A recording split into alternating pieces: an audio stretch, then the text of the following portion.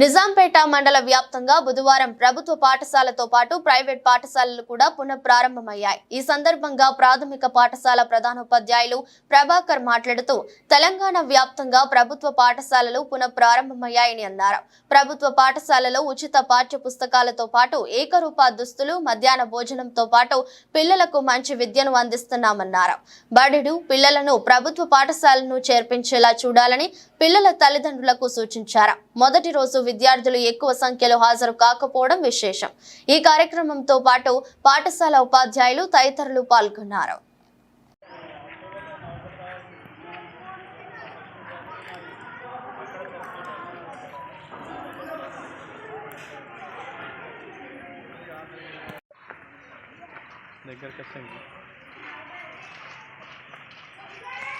మెల్లే